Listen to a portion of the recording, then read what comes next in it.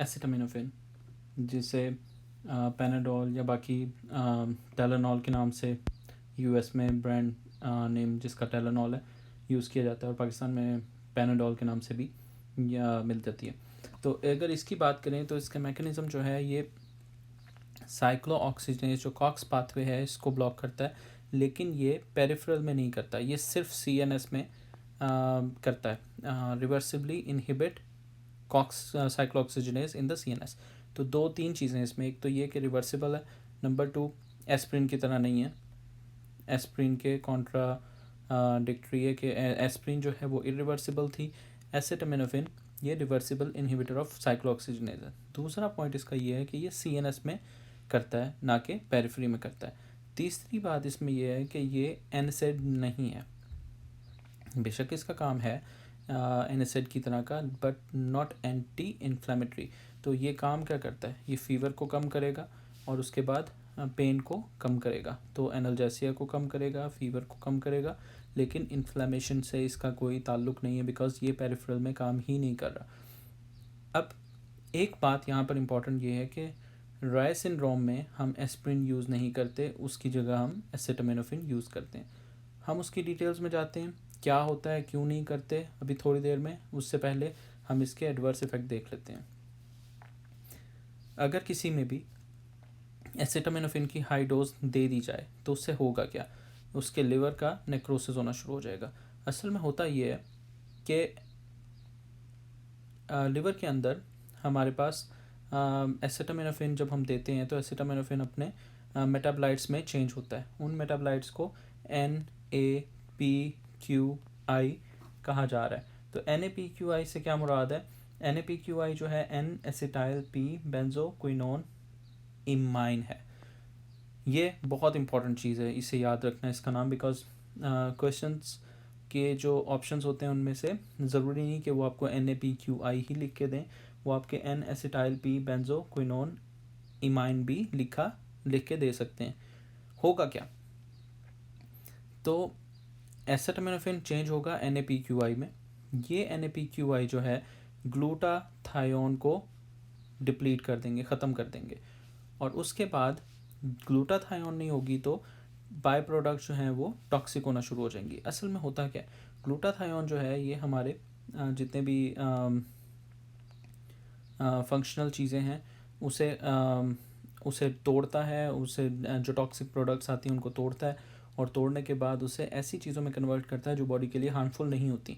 अगर हमारे पास ग्लूटाथायोन ही नहीं होगा तो हमारे पास जितनी भी टॉक्सिक टिश्यू बाय प्रोडक्ट्स हैं वो जमा होनी शुरू हो जाएंगी, और उसके बाद ये डैमेज करेंगी लिवर को और बाद में पूरी बॉडी को। तो ये प्रॉब्लम है इसका। अब इसका हल क्या है कि हम इसमें N एसिटाइल सिस्टीन देते हैं जो कि ग्लूटाथायोन को दोबारा से रीजनरेट करता है। अब ग्लूटाथायोन का जैसा हमने फंक्शन देखा है कि ग्लूटाथायोन टॉक्सिक प्रोडक्ट्स को ब्रेक डाउन करता है, अगर ग्लूटाथायोन हम रीजनरेट कर दें तो ये टॉक्सिक प्रोडक्ट जो हैं वो डेवलप नहीं होंगी। अब जाते हैं वापस हम उसकी तरफ जो हमने अभी छोड़ा था पहले, कि हमने जो इसमें रे सिंड्रोम की बात की थी, तो वो पेज नंबर 390 पे है, और 390 पेज जो है वो 2020 फर्स्ट एड का है। तो ये रे सिंड्रोम की अगर हम बात करें तो रे सिंड्रोम है क्या, असल में होता ये है कि पहले देख लेते हैं कि कितना रेयर है या कितना कॉमन है। तो ये रेयर है नंबर 1। नंबर 2 कि फैटल है, रेयर है बट अगर किसी को हो जाए तो फेटल है। होगा क्या, इसमें हिपैटिक इंसेफ्लोपैथी होती है।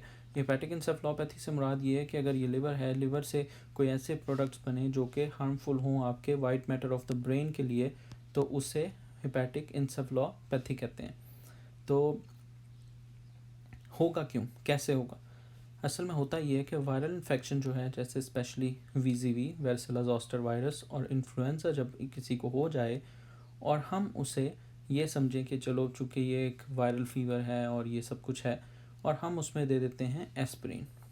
तो एस्प्रिन जब हम उसे दे देते हैं तो एस्प्रिन मेटाबोलाइट्स जो हैं वो क्या करते हैं, ये एस्प्रिन, इसे अगर हम क्लियर करें तो हमने किसी को एस्प्रिन दे दी, एस्प्रिन देने से एस्प्रिन टूटेगी अपने मेटाबोलाइट्स में, ये मेटाबोलाइट्स क्या करेंगे, ये माइटोकॉन्ड्रिया के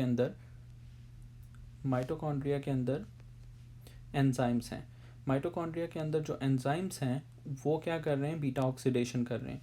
बीटा ऑक्सीडेशन करने के बाद वो चीज़ों को तोड़ते हैं और उसके बाद से नॉन टॉक्सिक चीज़ों में कन्वर्ट करते हैं, और उसका फंक्शन होता है पूरा इसमें मेटाबॉलिज्म में भी यूज़ होते हैं और बाकी चीज़ों में भी यूज़ हो रहे हैं। तो मेटाबॉलिज्म के लिए हमारे पास माइटोकॉन्ड्रियल एंजाइम्स ज़रूरी हैं।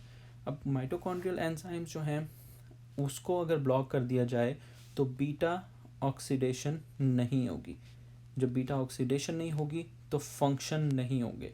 जब फंक्शन नहीं होंगे तो लिवर जो है वो डैमेज होना शुरू हो जाएगा। जब लिवर डैमेज होना शुरू हो जाएगा तो जितने भी बाई प्रोडक्ट्स हैं, अमोनिया और ये वो जो प्रोटीन को ब्रेक डाउन करके उसे कन्वर्ट करते हैं नॉन टॉक्सिक कंपाउंड्स में, लिवर के जितने भी फंक्शनल चीज़ें हैं वो काम नहीं करेंगी। तो ये टॉक्सिक जो है वो डेवलप होना शुरू हो जाएगा ब्लड में, और इवेंचुअली ये ब्रेन में जाएगा और वहाँ पर डैमेज करना शुरू कर देगा।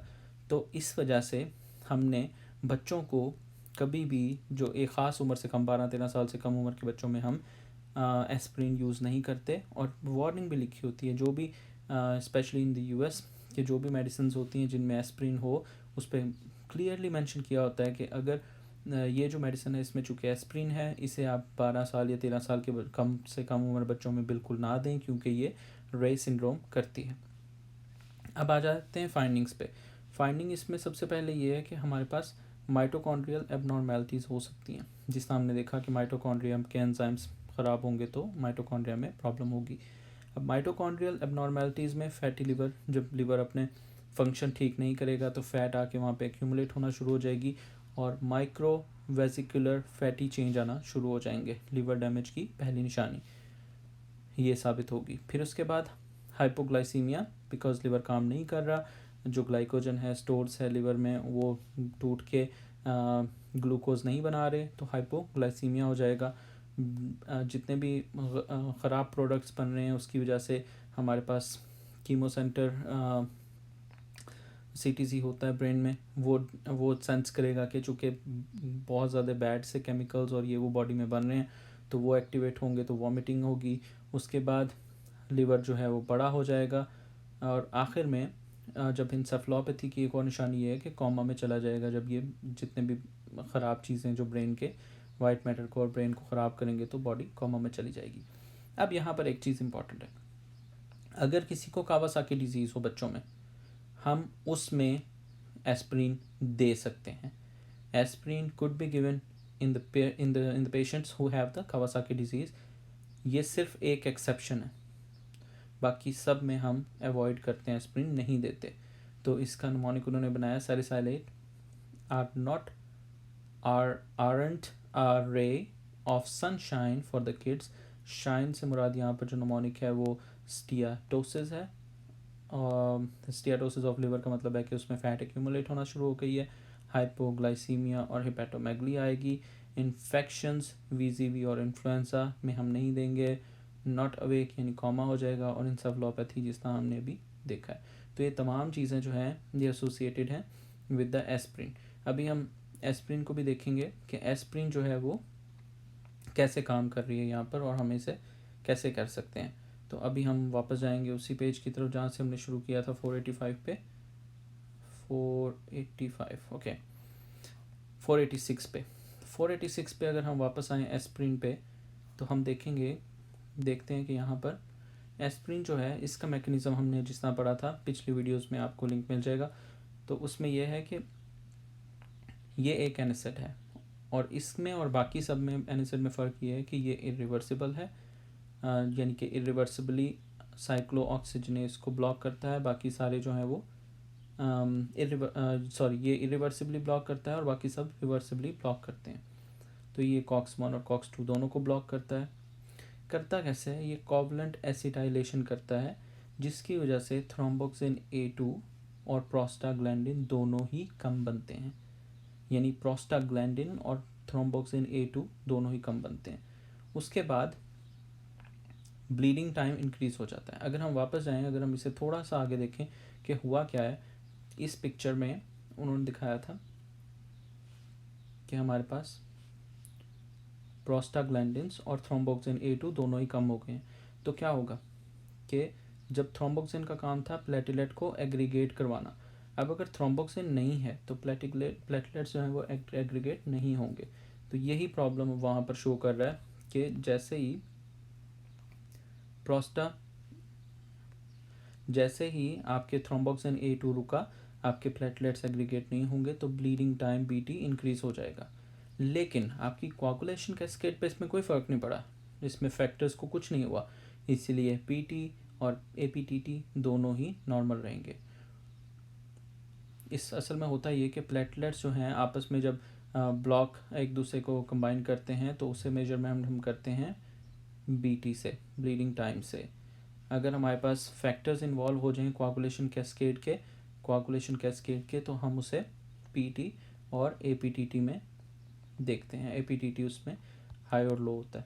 तो हम इसकी अभी बहस में नहीं जाते कि कौन सा फैक्टर क्या करेगा। सिंपल यह याद रखें कि ब्लीडिंग टाइम जो है वो प्लेटलेट्स की एग्रीगेशन की वजह से हम देख सकते हैं यहाँ पर कि वो इंक्रीज़ हुआ और बाकी PT और APTT पे कोई फ़र्क नहीं आया। अब चूँकि ये इरिवर्सिबल इनहिबिटर है, जब तक ये एक दफ़ा बाइंड हो गया तो ख़त्म, फिर उसके बाद हम दोबारा ही उसे रीजनरेट करेंगे तभी काम होगा। इसीलिए वो कह रहा है कि effects last until new platelets are produce, क्योंकि जो पुराने प्लेटलेट्स हैं उनमें जितने भी COX-1 और COX-2 थे वो सब ब्लॉक हो चुके हैं।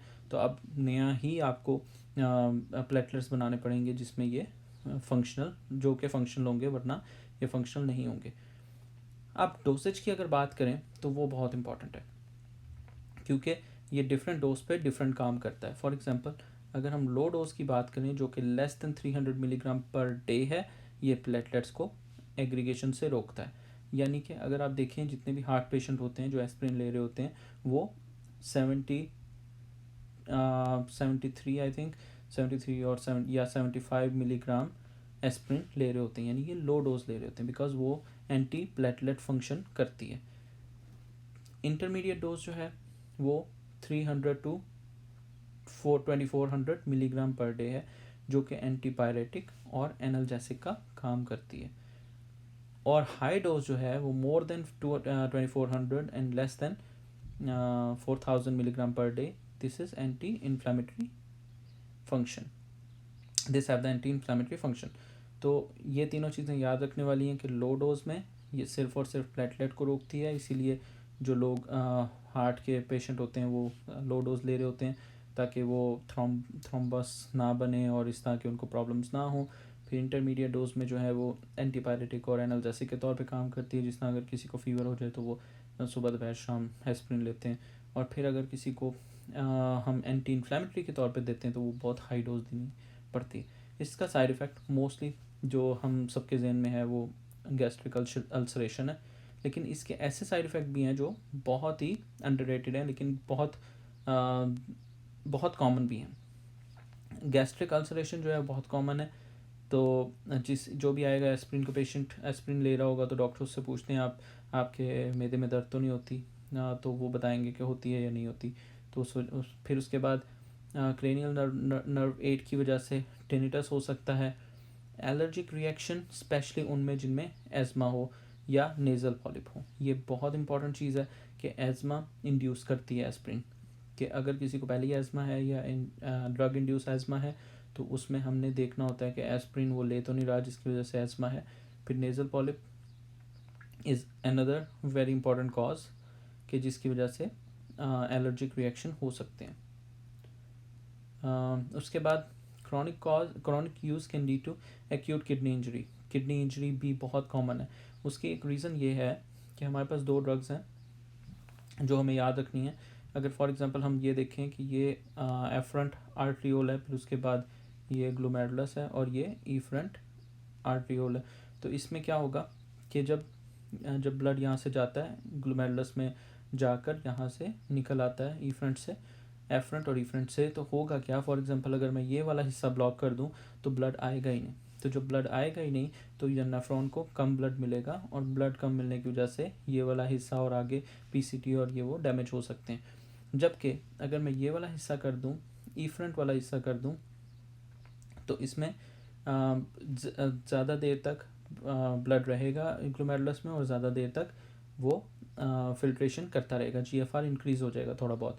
तो बिल्कुल बंद करने की बात नहीं कर रहा, नैरोइंग की बात कर रहा हूँ। एस्प्रिन इधर काम करती है एफरंट पे,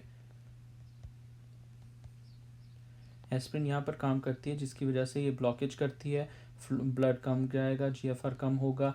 इसके अलावा ये किडनी को नुकसान पहुँचाएगा, जिससे एक्यूट किडनी इंजरी हो सकती है। फिर उसके बाद एक्यूट किडनी इंजरी के बाद इंटरस्टिशियल नेफ्राइटिस कर सकता है, जीआई ब्लीडिंग, जिसमें हमने देखा कि जीआई अल्सरेशन करेगा, अल्सर के बाद वहाँ पर ब्लीडिंग होगी और जीआई ब्लीडिंग भी कॉमन होती है इसमें।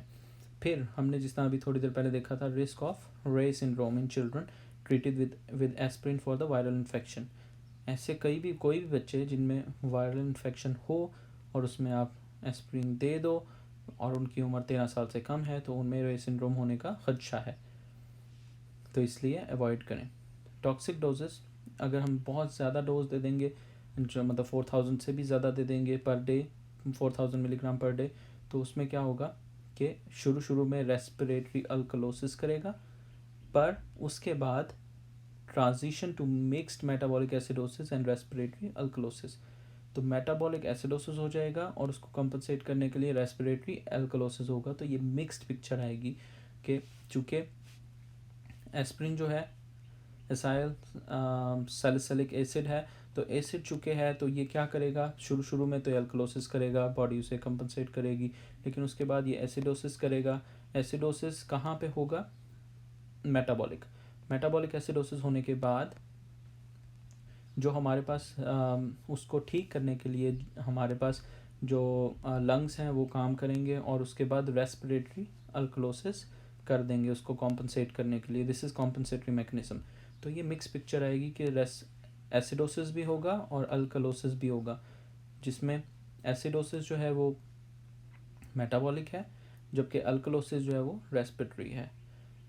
इसका जो हम ट्रीटमेंट क्या करते हैं, हम इसमें क्या देते हैं, चूँकि इसमें एसिडोसिस हो रहा है, ये एसिड है, तो हम क्या देंगे, NaHCO3 सोडियम बाइकार्बोनेट देंगे, और जो कि बेस है जो इसको न्यूट्रलाइज करके इसका इफेक्ट को, एसिडोसिस को कम कर देगी।